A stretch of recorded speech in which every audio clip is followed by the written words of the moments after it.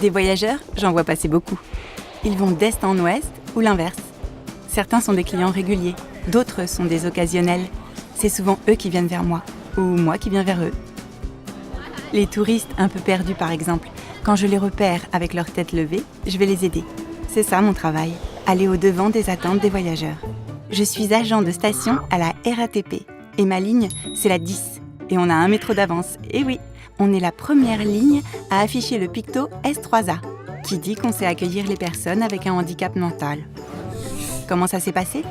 Une association de l'UNAPI a d'abord formé quelques agents volontaires, et j'en faisais partie. Ensuite, chacun de nous a relayé l'information auprès de nos collègues de la ligne. Une fois que tout le monde a été sensibilisé, on a eu droit à notre label S3A. Il est visible au niveau de chaque comptoir d'information et guichet. Comme ça, les personnes atteintes de handicap mental savent qu'elles peuvent nous faire confiance.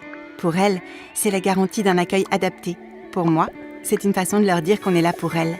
Pour tous, en somme. Avant, quand je me trouvais en face de personnes avec un handicap mental, j'avais peur de mal faire et du coup, je n'avais pas confiance en moi. C'est pas ce qu'il y a de mieux pour donner confiance. Maintenant, c'est différent.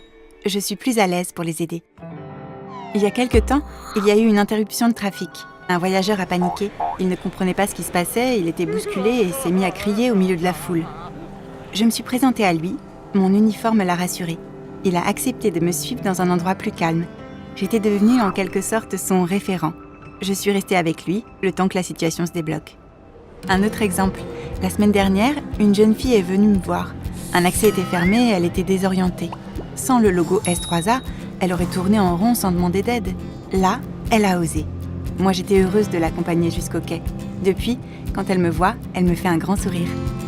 Il y a aussi Noémie qui apprend à être autonome. Son accompagnateur lui a montré le picto S3A en lui expliquant qu'elle peut compter sur nous. Bientôt, peut-être, elle voyagera seule et ce sera un peu grâce à nous.